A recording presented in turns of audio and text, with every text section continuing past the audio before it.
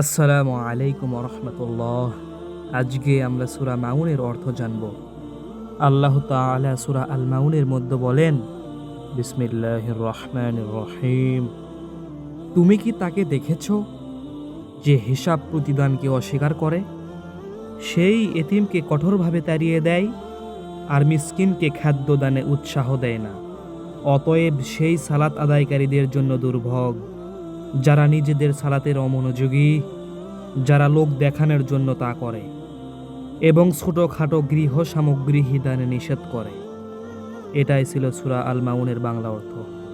আপনারা সূরা আল মাউনের তেলাওয়াত শুনতে চাইলে এই ভিডিওর ডিসক্রিপশনে থাকা লিংকে ক্লিক করে এই চ্যানেলেই শুনতে পারবেন ইনশাআল্লাহ। এরকম ভিডিও পেতে আপনাদের শুধু সাবস্ক্রাইব করতে হবে।